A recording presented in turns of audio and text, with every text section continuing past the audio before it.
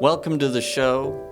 In our last episode, we talked about Song of Songs or Song of Solomon. We talked about how it's probably one of the most misunderstood books in the Bible, but we actually went through the history of looking actually how it's been seen, interpreted, and understood, both in Jewish tradition and in Christian tradition. And now, hopefully, that's piqued your interest to open this book up, to look at it, and discover what it's saying. So that's where we're going to jump in today. We're actually going to begin in chapter 1. We're going to look at the verses. We're going to see the imagery, the pictures, the analogy, and the poetry of this whole book and how it's taking us on a journey of discovering who Jesus is to us and the way he sees us. So before we begin, I want to just talk about a few things. As I said last time, open your Passion translations for this.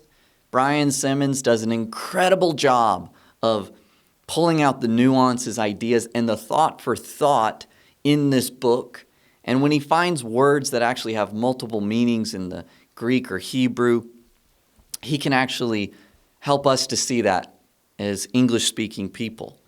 He also has some incredible studies. I base a lot of my stuff after a study that he has on Song of Solomon. And he's great. He says, go teach people this, and just tells you that it's not his own property, it's the Bible, and give it away. So I encourage you, if you want to learn more, go check his stuff out.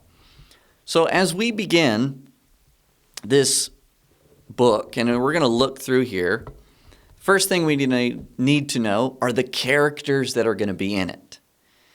There's some debate about who's who and the characters of this, but I'll just tell you that in Christian tradition, the Shulamite, or the bride, is seen as the church. It's seen as the corporate church, but also inside of this is an individual experience.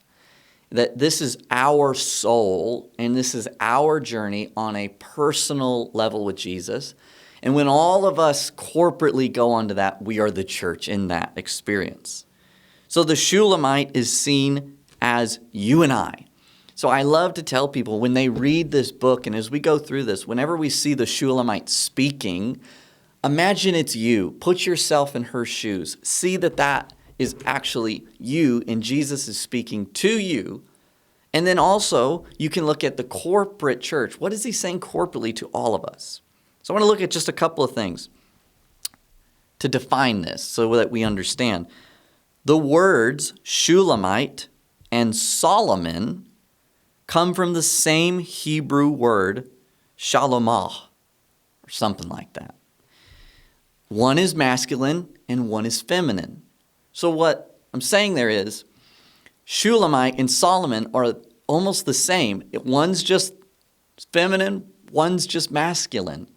So if you think that the king in this is actually a picture of Solomon, it's not quite right, because the Shulamite is the same as Solomon, but it's been turned to the feminine so that we understand that Jesus is the high priest and the king.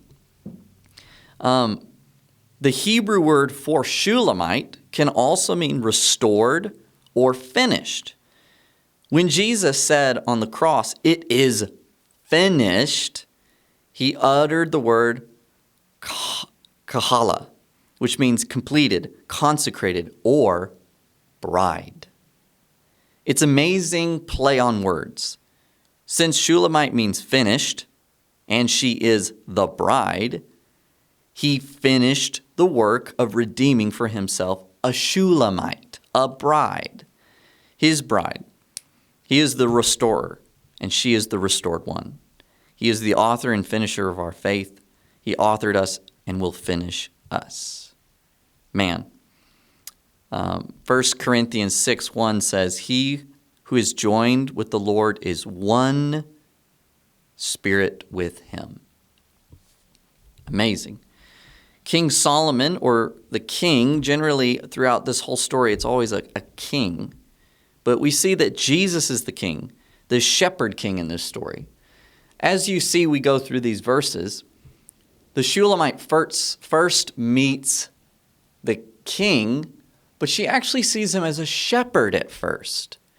And as she begins to get to know him more, she finds him to be a shepherd king, which you can see the connection of that. It's a picture of Jesus.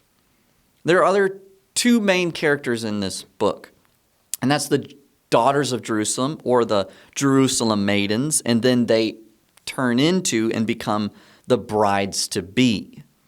So there's these Jerusalem maidens, the brides-to-be, that are actually following her around, seeing her go on her journey, and as they see her get loved by Jesus and get transformed, they actually say, we want to be brides too. So it's kind of like the world and the other people in the church that are coming up in this, and they're actually seeing us love Jesus and be loved by him, so much so that it changes them just by watching our relationship with him. It's beautiful. And the last character or characters are the watchmen. These are generally a picture of overseers. You could almost see them maybe in our personal lives as like pastors and leaders and the ministers of the church. And in this story, there's actually good watchmen and bad watchmen, ones that actually help her find him and ones that actually hinder her from finding him.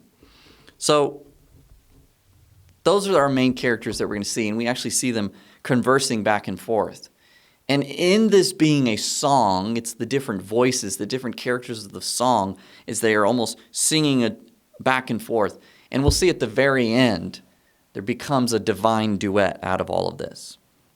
So I want you to know this. There is a plot to this whole story. Over these 8 chapters, you're going to see a plot happening. And this is the way Dr. Brian Simmons puts it. He says, the plot of this story is how Jesus matures believers into the radiance of a perfected bride. Love is the key that unlocks the book and unlocks hearts to become the mature bride. Solomon's 3 books unlock secrets of faith, hope, and love. It's quite an interesting thing. I think it's maybe Brian Simmons that maybe said it first, I at least heard, is that Proverbs is a picture of faith. Ecclesiastes is a picture of hope. And Song of Songs, or Song of Solomon, is a picture of love. But the greatest of these is love. What we see here is a major theme. The major theme is the power of transforming love. Think about this. When you read this book, the whole theme, not the whole theme, but a large part of this theme is that love transforms people. Love has a work. Love has a place to take you. Love will not allow you to stay the same. It tells us in the scriptures that perfect love casts out fear. Because fear, remember, is of punishment. So perfect love casts out fear. That means when love comes into your life, it has a work, it has a journey, it has a process, and it is going to kick things out and bring things in. It's going to transform you. And because God is love, when we draw close to that, it actually is like a refining fire, and it burns off all the things that we are not. And so it's going to change you. Love will take you on a journey.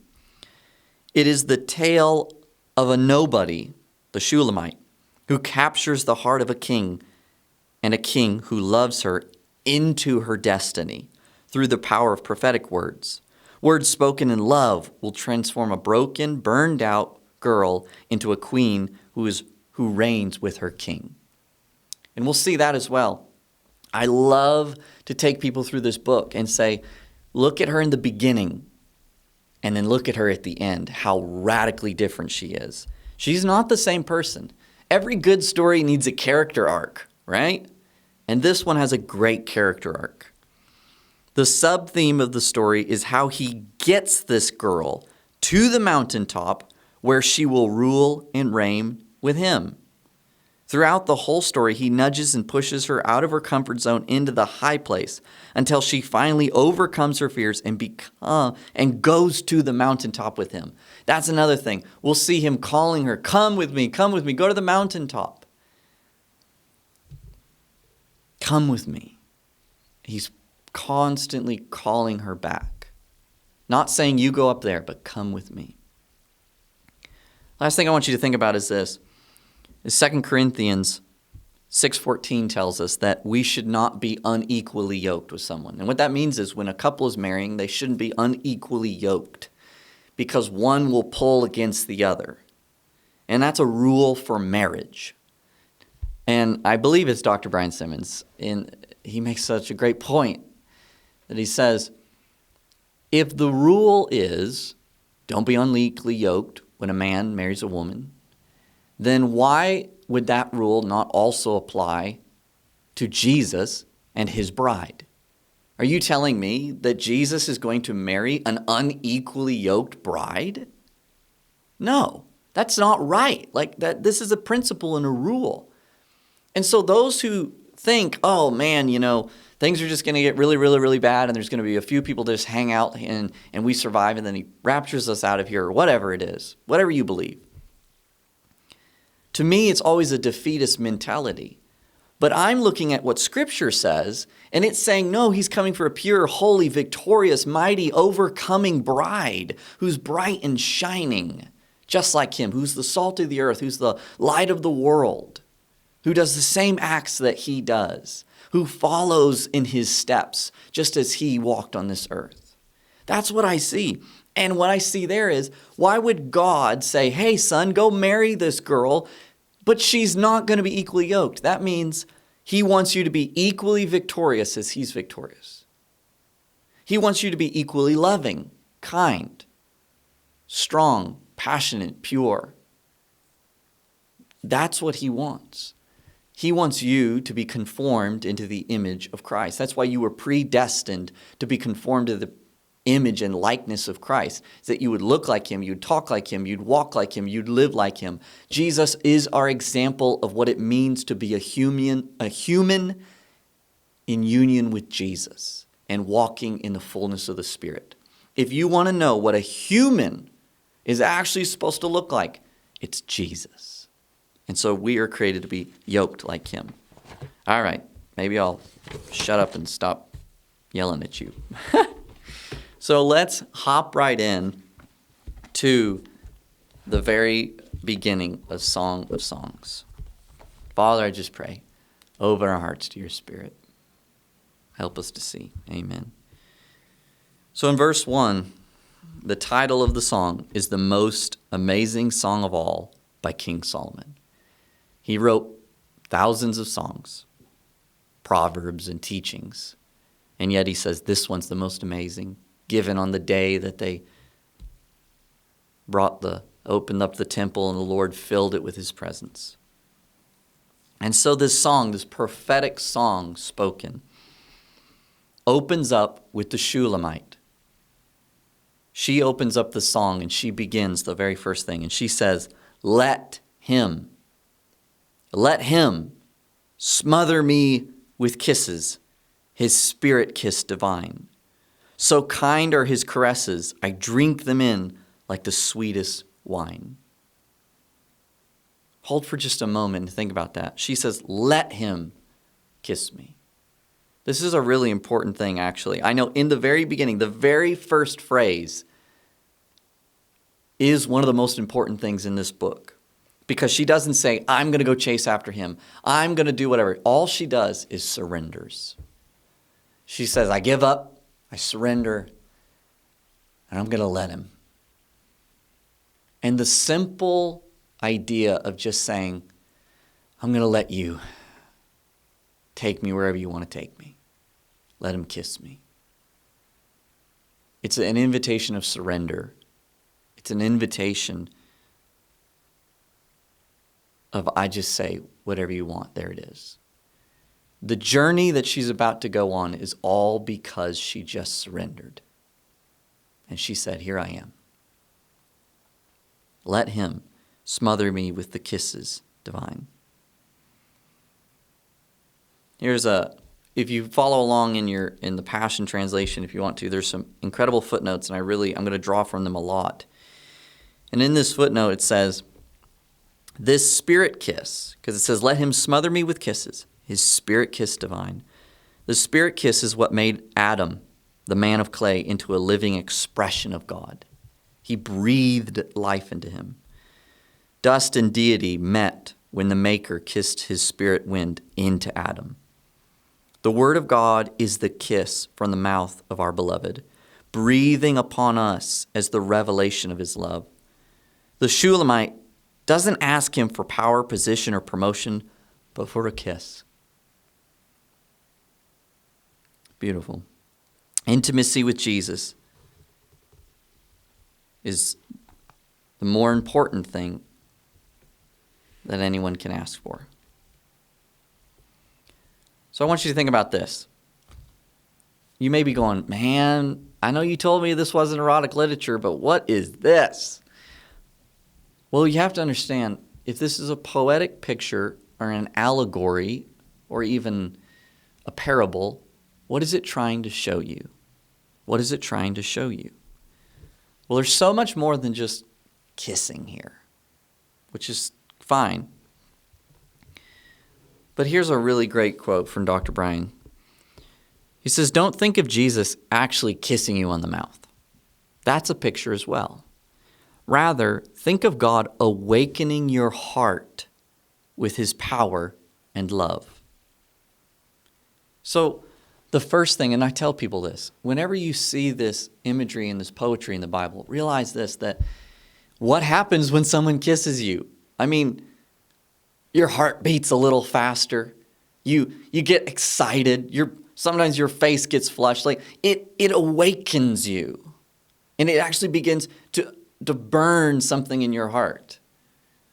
You know, and I've seen it, there's a study, you've probably heard about it, that it says that men that kiss their wives, I don't remember how many times a day, at least, before they go to work, but men that kiss their wives, and there's a certain amount of time, live longer because there's a serotonin release that happens, and it actually helps reduce inflammation and stress. And they say, you'll live long. I don't remember how many years they conclude you live longer, but even just, they said, kiss your wife before you go to work.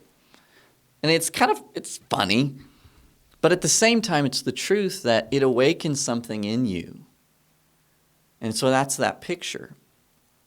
And if you understand that the Bible is trying to get you to speak in pictures and images, because a picture's worth 1,000 words. And this picture is that God actually breathed into Adam, and it brought life into him. God actually breathed into him, and it was the breath of life. And in the same way, when someone kisses you, you are sharing breath with them.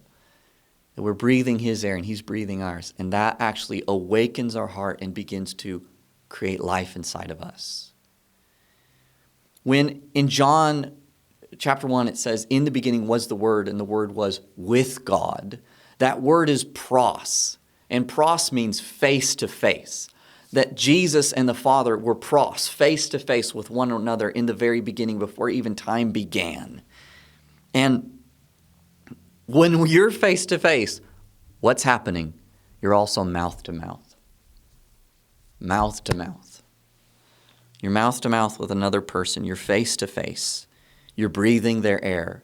It's the breath of life. That Father and the Son were breathing the breath of life into each other, sharing with that, and out of that they created the universe. In the same way, that's what this, let him kiss me. I'm going to turn my face to his face. I'm going to look to him. I'm going to join into that perichoretic dance once again. Here's another note. When God spoke face to Moses as a friend.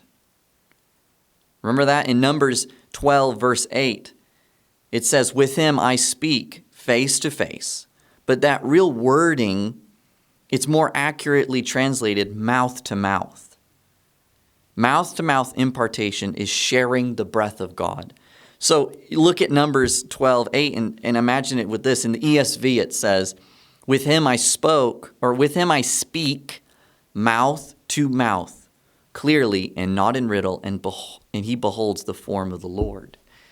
Even Moses himself spoke mouth to mouth. It's this our impartation. And so until you cry for this kiss of breath of life, you haven't begun your journey. You know, after Jesus resurrects from the grave and he meets his disciples, right before he leaves, it says that he breathes on them and he says, receive the Holy Spirit. He actually breathes life into them. It's the garden thing. It's the mouth to mouth. It's the face to face. He says, let me breathe upon you, the Holy Spirit. And then actually later on, then the Holy Spirit comes and they get filled and indwelt. But Jesus first breathed the breath of life into them. Something so deep and beautiful about this, just this very phrase. And I want you to think about this. There are some amazing promises you're going to hear in this book, but nowhere in this book does it really ever talk about heaven. It doesn't talk about you dying and going to heaven. All of these promises are about your journey on this earth, here and now. Your journey does not begin until you say, let him breathe his life into me. Let him kiss me. That's what this is talking about. Let him kiss me with the breath of life. It's almost like the moment you turn to him and he breathes his new life into you, you begin a journey of becoming his bride. That's what's happening. And so it says, let's go on. It says, I drink them in like the sweetest of wine. And we've got to pause there again. I drink his caresses or loves. So in some translation it says I drink, so kind are his loves, or even some translations it'll say breasts, but really that means to like lay your head on his chest, his breast. And that it's plural love, so it's his loves, and that's why Dr. Bryanson says caresses. I drink them in like the sweetest of wine. And it's funny, it says, there is a word play in the Hebrew similar to a pun. The word for kisses and the word for take a drink or wine is nearly the same. The implication, as seen by ancient expositors, is that God's lovers will be drunk with love. The intoxicating kisses of his love. The Hebrew word for kiss is nashak. Nashak, which also means to equip or to arm for battle. We need his kisses to become equipped warriors for him. So you're like, Anthony, you're still stuck on one word. Yes, I am. Yes, I am, because there's so much here. But think about this. He says his kisses, we're going to be drunk on the wine of his love. That's what a believer should be like. We should be inebriated with his love. That's what this is saying. But here's what's amazing. The kiss of God, it's his breath, it's his life, it's his awakening, but it's also his equipping for you. When he equips you with love, what that does is it actually arms you for battle. Did you catch that? Let me read it again. The Hebrew word for kiss is nashak, N-A-S-H-A-Q, which can also mean to equip or arm for battle. Perfect love casts out fear. That means fear has to get kicked out by love. That love actually is like a weapon against something. Love is powerful and love has a work. And love equips you for battle. You will never be ready to fight in the war of this world, in the war of this time, in this age, and in the spiritual dimension unless you're fully in love with Jesus. You can act all tough and cool, but Jesus says, no, lovers make the best warriors. Lovers make the best warriors. That's the truth of all of this. King David was a lover of God, and he was a powerful warrior. That's why he's a picture to us. He's a picture that lovers make the best warriors because they understand something deeper of passion. They understand something deeper of love. They understand this isn't just about war or greed or victory. No, this is for love that we fight.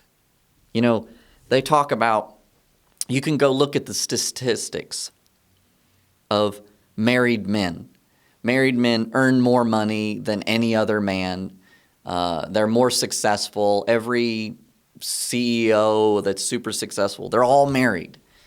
And you can look at that and realize, well, why is that? Well, because I know this from personal experience. When you're a single man, you're like, I don't really need much to live. And yeah, I want to be successful. I want to do that. And, you got to drive and you got a passion. But you get married and now you've got a wife that you have to provide for. You've got kids to live for. You have a future that you have to build for them now. And man, I tell you, you catch another gear. You find a whole nother gear of motivation and strength to keep on pushing. You're going to find new ways to make money. You're going to find new ways to keep going. You're going to drive. Passion of, I want to be successful, actually only goes so far. And now you've got much higher goals.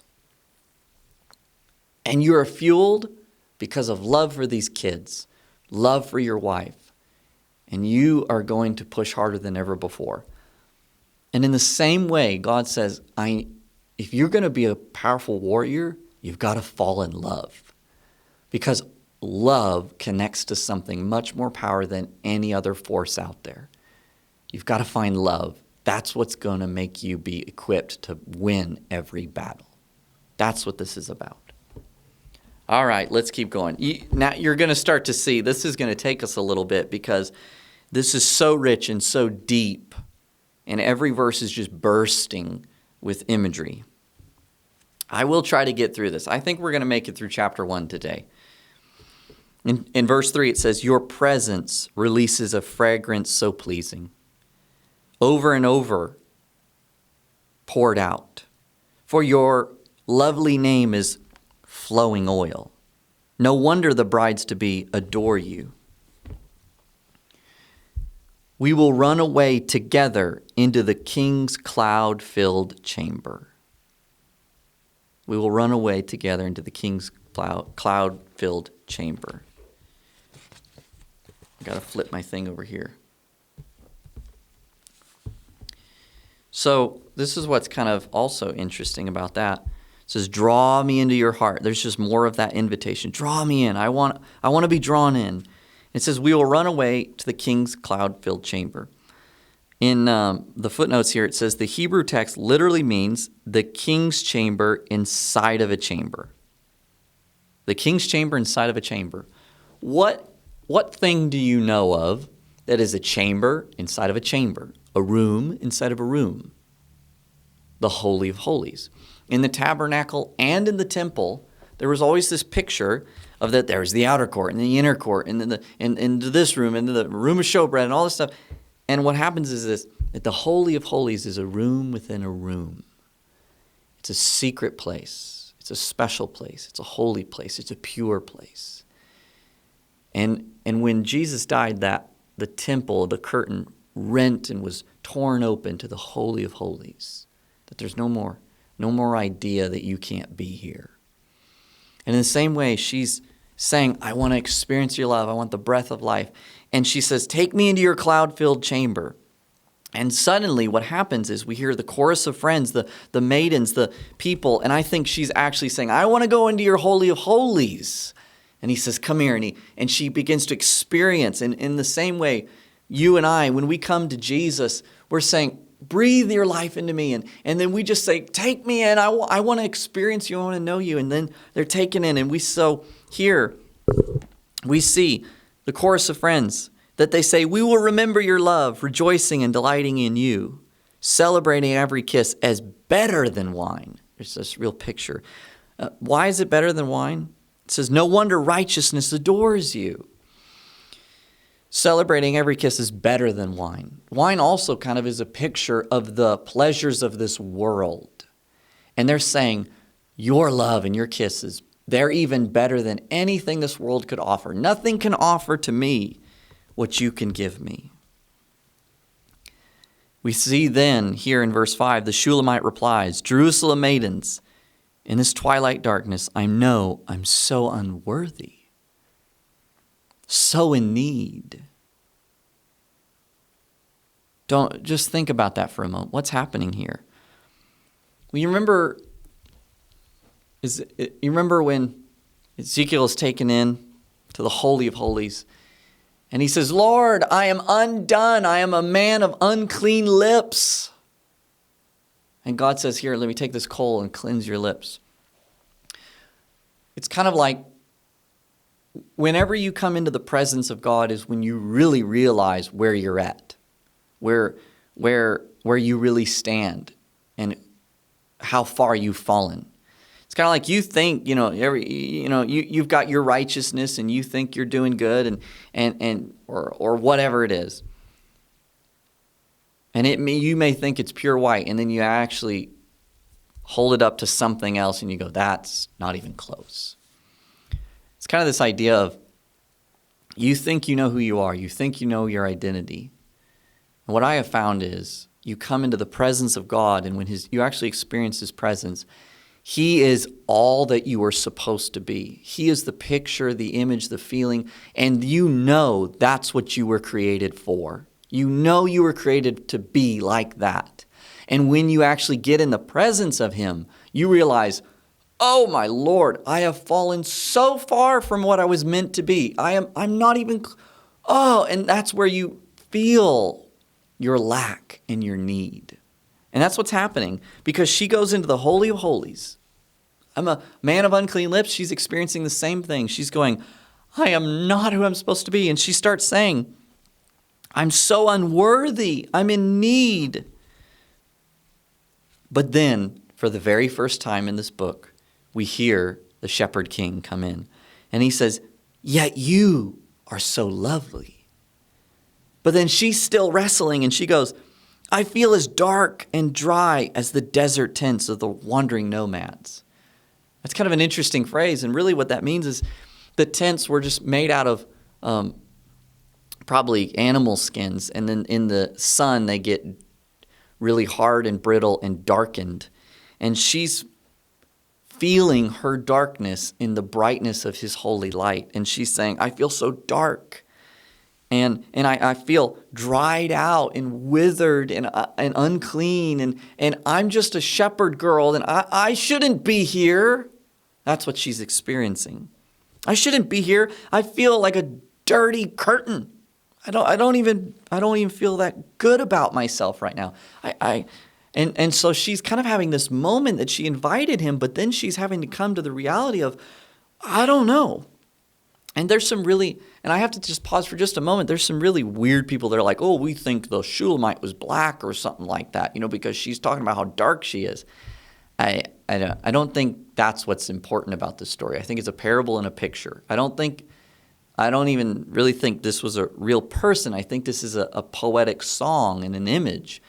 And what it's telling us is that she's just a normal shepherd girl. She's out in the sun, and she's just battered by the elements, and this nice shepherd king starts to love her, and she just goes, who am I? Who am I? Right? And yet, even in the middle of her feeling like she's not worthy, he doesn't come to her and say, yeah, you sure aren't worthy. Boy, aren't you glad I love you? No. What he does is, you see yourself this way, my bride, but the way I see you is so lovely. I don't look at what you look at. You're so lovely to me. And the shepherd king replies. He says, yet you are so lovely, like the fine linen tapestry hanging in the holy place. Now, wait a minute. Take a moment here. See the imagery and the picture that's being drawn here. That she's experiencing, I feel like what I have done is darkened me, that I'm not worthy, that I'm not beautiful. Why am I here? All this stuff. And then he comes and he says, no, you think you're like the dry tents of the wandering nomads, but I see you as beautiful linen tapestry in the holy place. What's the holy place? It's the Holy of Holies. Again, they're in the Holy of Holies. Who gets to see the tapestry in the Holy of Holies? The only person that would get to see that is the high priest when he would go in there once a year. Do you see how this is a picture of Jesus? Is that he's the high priest sitting in the Holy of Holies. She comes in and she's going, I should be here, oh my gosh. And he goes, no. Look around you. You see this beautiful tapestry? I am the great high priest, and that's how I see you. It's a picture of Jesus. He is the high priest. She is feeling the symptoms of a perfectionist, guilt-driven theology. And he's telling her, I don't look at you like that. That's not how our system works. Now let's go on to verse 6. It's the Shulamite now to her friends. She's still wrestling, guys. She's still wrestling. And it's okay. We all have to wrestle with this. She says, please don't stare in scorn because of my dark and sinful ways. My angry brothers quarreled with me and appointed me guardians of their ministry vineyards. I've not tended my own vineyard within. Won't you tell me, lover of my soul, where do you feed your flocks? She sees him as a shepherd. You see that? Where do you lead your beloved ones to rest in the heat of the day? She's saying, where can I find rest? Jesus is our Sabbath rest. Why should I be like a veiled woman as I wander among the flocks of your shepherds? She's still wrestling. She's coming to the realization that she spent so much time taking care of other people's stuff, doing all these other things, that she actually neglected her own vineyard inside. And this will become a theme throughout this book of the tending your vineyard. Are you going to take care of the vineyard inside you? There's a garden inside you that he wants to walk in. He wants you to be fruitful. He wants you to multiply. He wants you to have this vineyard, but you've got to take care of your inner world. And she's saying, I have not taken care of my inner world. I've neglected it because I've gotten so busy trying to work in everybody's system in the world that says, well, if you do this, you're successful. And if you do this, then you can be accepted and you take care of this thing. But so busy doing that there's no rest. There's no life. There's no enjoyment in her, and now her own vineyard is falling apart. And then the shepherd king replies. He says, listen, my radiant one, if you ever lose sight of me, just follow in my footsteps where I lead my lovers. Come with your burdens and cares. Come to the place near the sanctuary of my shepherds. My dearest one, let me tell you how I see you. You're so thrilling to me. To gaze upon you is like looking at one of Pharaoh's finest horses, a strong regal steed pulling his royal chariot. Your tender cheeks are beautiful. Your earrings and gem-laden necklaces set them ablaze. We will enhance your beauty with golden ornaments studded with silver. You see, she sees him as a shepherd because this is where she's first meeting him. And he's telling her, if you want to find me, go be with the shepherds that are under me. It's kind of important to think about this. When you first meet Jesus, you probably meet him as a shepherd. Because what does a shepherd offer you? Well, a shepherd makes sure that you're protected, that you're safe, you're cared for, and that you're fed. It's kind of just like you're living in this world and you feel alone, you feel like an orphan, you feel abandoned, you feel all these things, and you come to Jesus. And the most important thing, you don't care about being victorious or powerful or any of these things. You just want to know, am I going to be safe? Am I going to be protected? Am I going to be loved? Am I going to have what I need? Like I just need the necessities, right? And most of us meet Jesus first there, and that's totally fine, that he's our provider. And so that's where she's meeting him. She sees him as a shepherd, and we'll see that begins to transform. And he says, if you ever lose sight of me, just follow in the footsteps of where I lead my lovers. Come with your burdens and your cares. Come to the place near the sanctuary of my shepherds. So she sees him as a shepherd over shepherds. That's why he's called the King of Kings, the Lord of Lords, the shepherd over shepherds. So Jesus is the high priest, the high shepherd, the one that leads us. But he also gives leaders and people to also shepherd us and care for us as they go about doing the business of his kingdom. And he says, if you ever lose sight of me, just go hang out where the other people that follow me hang out. Go to my church, go to my people, go get in fellowship.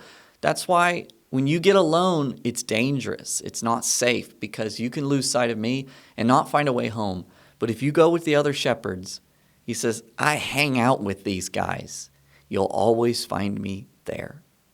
If you ever lose sight, because there's times that we go through seasons that we lose sight of Jesus, the safest place to be is a place with other people that are walking with him. And often you'll bump into him as you walk with them. And then he begins to tell her, you're so thrilling to me. You're like Pharaoh's finest horses, beautiful and magnificent. Your tender cheeks are beautiful, which often people see the cheeks as your emotions. He says, your emotions and your heart and your tenderness for me. I love that. That's beautiful. And he says, your earrings and gem-laden necklaces will set them ablaze. Or it talks about, in other translations, it talks about your neck is beautiful, like the cedars and all this stuff like that, which neck is always talking about your will, right? You're a stiff-necked people is what God would tell people in Exodus all the time. You're a stiff-necked people, meaning you're stubborn. And he says, well, you have a will and a determination for me, and I really love that. That's what he's talking about here. Verse 11, we're coming to something interesting here. He says, we will enhance your beauty. It's a plural. Perhaps this is talking about the Trinity. It's kind of like in the beginning in Genesis when it says, let us make man in our image. It's a plural. Plural. It's a picture of that same Trinitarian thought that together we will do this work inside of you. With golden ornaments studded with silver. Gold and silver. Silver is often a picture of redemption, gold of purity. Maybe it's the gifts of the Spirit, the fruits of the Spirit. We will actually enhance your beauty with the own things that we give to you. The Shulamite then replies, let's continue on. In verse 12, as the king surrounded me at his table, the sweet fragrance of spikenard awakened the night. A satchel of myrrh is my lover, like a tied-up bundle of myrrh resting over my heart. He is like a bouquet of henna blossoms, henna plucked near the vines at the fountain of the Lamb. Man, there's so much in this. Unbelievable. It says that as the king surrounded me at his table, a lot of translations say couch. Dr. Brian Simmons says that's a bad translation. It should be table. And he says, I see this as a picture of the communion table, of fellowship with him. And he says the sweet fragrance of spikenard awakened the night. Remember that Jesus' feet were anointed with the jar of spikenard. And it's this beautiful aroma. It's this aroma of royalty. Royalty was actually very expensive, and royalty was really the only ones that had this fragrance. And yet she's saying there's this sweet fragrance of the royal love of Jesus. The same way when Jesus died for us on the cross, he would have smelt like spikenard, which would have been a royal person's smell. So you can imagine when the Romans are nailing Jesus to the cross and they get down there to his feet to nail that, they would have smelt spikenard and they would have thought, oh my Lord, we are crucifying royalty. He literally smells of royalty. So when Jesus cries out and gives up his last breath, they say, surely this was the Son of God, the King of the Jews.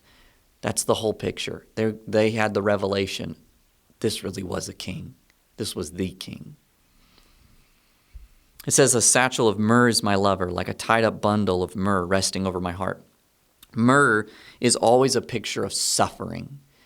And this is a picture of the suffering love of Jesus. It's a picture of the cross. The cross is a picture of a myrrh tied up on a tree. Myrrh, suffering love, nailed to a tree for you and me. That's what the picture is.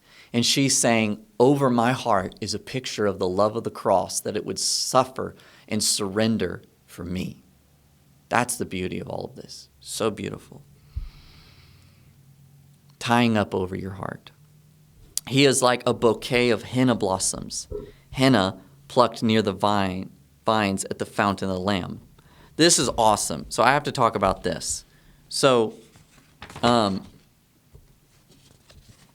me get to my notes on this.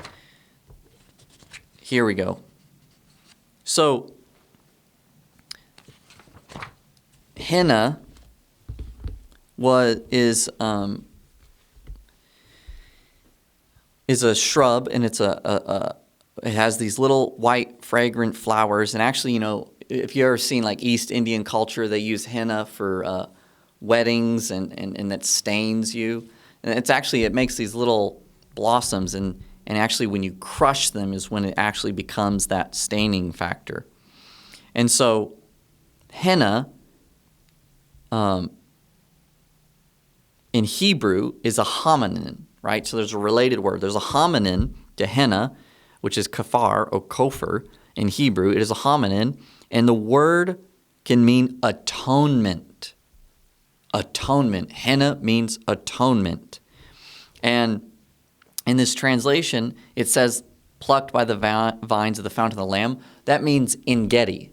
So this is why it's important that we read the Passion Translation, because in most translations, right, it would say that, it's the henna blossoms near the vineyards of Engedi. And for you and I, we go, Engedi? Okay, I don't know what that means. But Engedi has another meaning.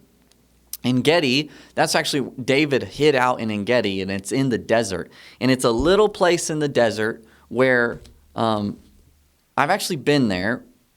When I was there, it's quite amazing. You're down there kind of by the Dead Sea, and it's so parched, and it's so dry, and it's just desert rock everywhere. And then you go up into this canyon, and as you drive over in this canyon, you go walking on this beautiful path, there's just this fountain, and there's this giant waterfall.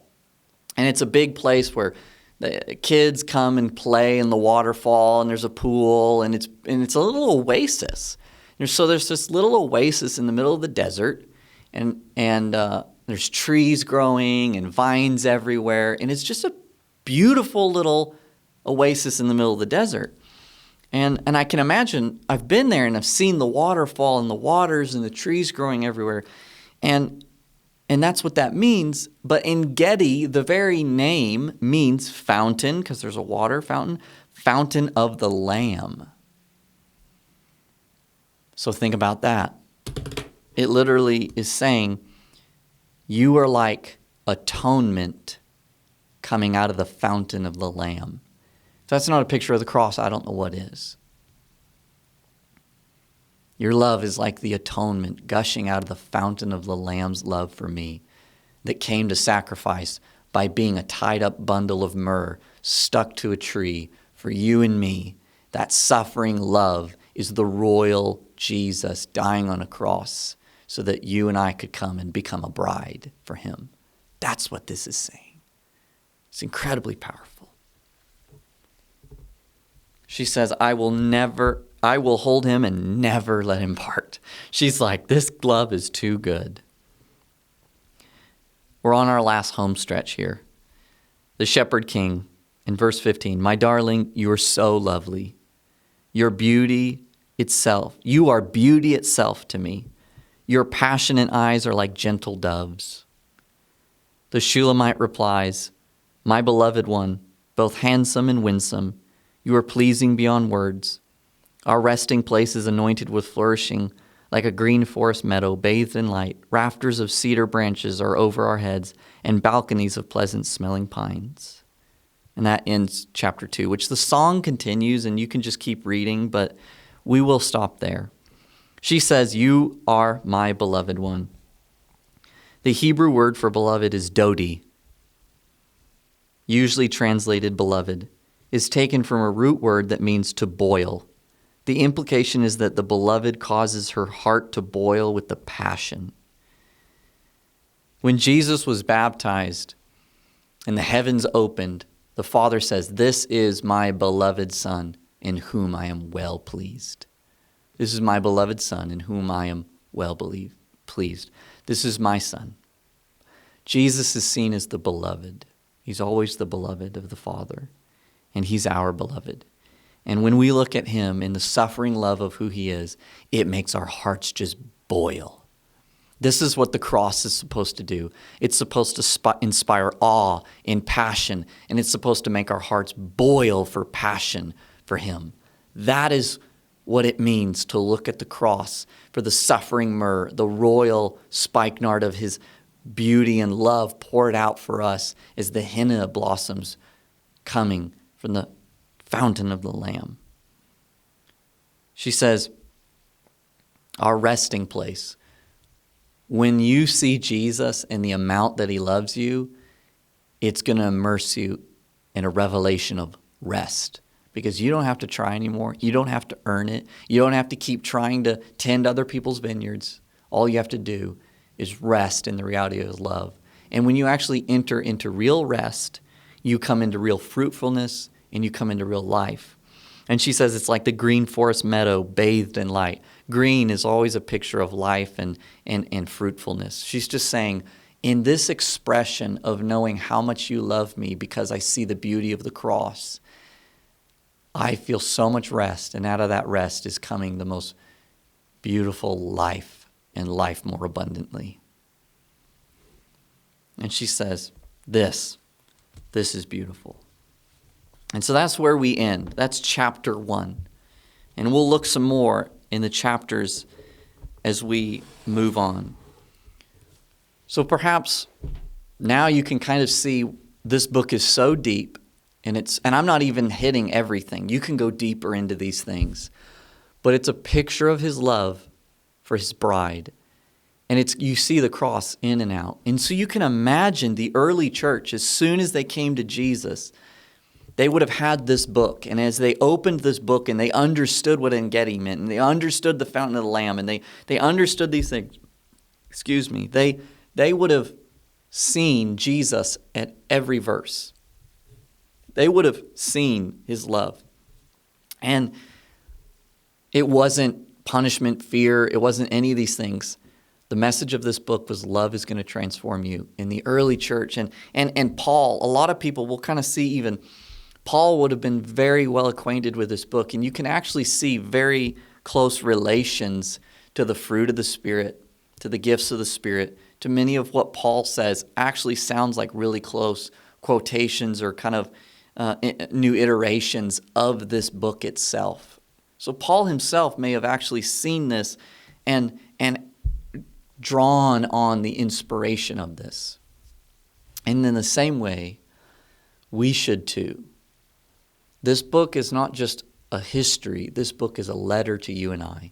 And you can put yourself right there in the Shulamite and actually hear what Jesus thinks about you, hear what Jesus feels about you, and what he wants to do for you and where he wants to take you.